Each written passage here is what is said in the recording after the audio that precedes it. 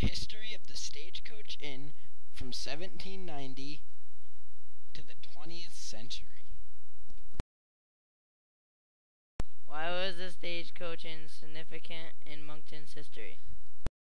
The importance of the Stagecoach Inn from 1790 to the early 1900s.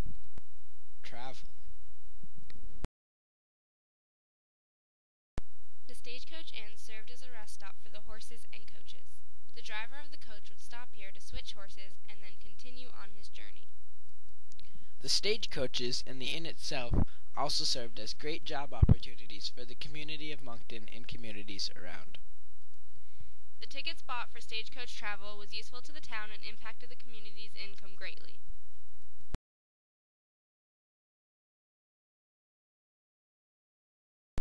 People used the inn as a stop when they were traveling from Montreal or Albany to Boston. During the winter, traveling using stagecoaches became much harder, causing more people to use the Stagecoach Inn. The use of stagecoaches was very important in 1790 to the early 1900s. It was the only relatively fast way to travel. The Stagecoach Inn helped the use of traveling stagecoaches in Monkton immensely.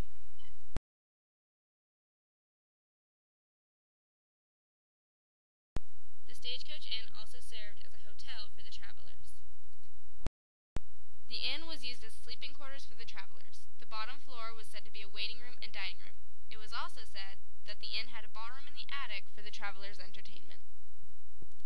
Not only was the inn important to the travelers, but it was also important to the community of Monkton. Although we don't know for sure, recent history indicates that Mo Meter was the owner of the Stagecoach Inn before it became a private residence. The end of the Stagecoach Inn. During the early 1900s, the Stagecoach Inn was greatly affected by the social, political, economic, international, and technological life that was occurring. Between 1915 and 1926, an epidemic of sleeping sickness spread around the world, killing millions of people. However, the 1920s also had major breakthroughs in medicine and science. Discovered in the 1920s were penicillin and discovery of insulin for diabetic.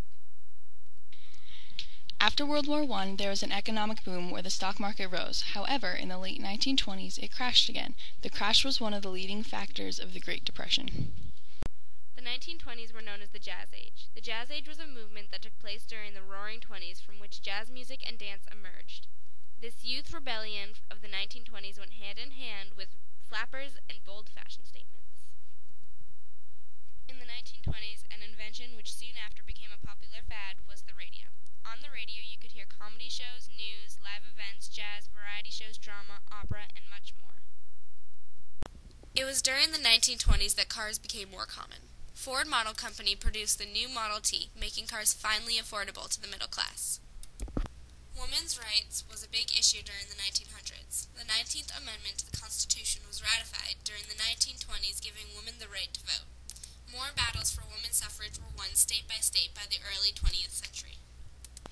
This technological change in the world changed the inn's success greatly. Instead of using stagecoaches, more middle-class families were using cars. The need for the inn in the town of Monkton slowly evolved into nothing.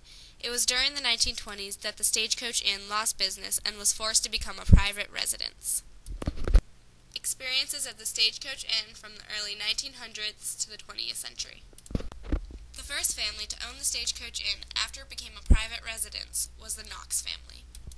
Shirley Knox, a community member of Monkton, told us her story. Her grandparents were the first to own the house after it was an inn. Her father lived in the house, then it was passed down through the family. Although it is unknown for sure, the boy in this picture is suggested to be Shirley Knox's father when he was a young boy. Shirley remembers parts of her home that indicated that it was once a hotel. Under the staircase of the home was a ticket booth, and upstairs you could see where there used to be walls that made several different rooms for the travelers. After the Knox family, a member of our group, Calvin Jose, and his family owned the house for 11 years. Living in the house for 11 years, I remember it having an old rustic feeling. The basement had a dirt floor, hand-cut beams, and an obsolete staircase. After the Jose family, the home has been rented out to many members of the Addison County. Over the years, several families have lived in the former hotel. From 1790 to the 20th century, the Stagecoach Inn has served Monkton's community wonderfully. To this day, the Yellow House on the north end of Monkton Ridge has served as a home to several families and will continue making an impact on private families in Monkton's future. Maybe someday the home will once again become part of the public community and continue making an impact in Monkton. This photo story was produced by Calvin. Eric. Rick. Morgan. and Julie.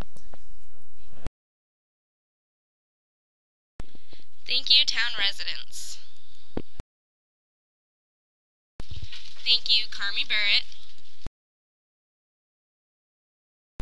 Charlie and Jane Huizinga, Pete Obie, Sharon Gomez, Shirley Knox,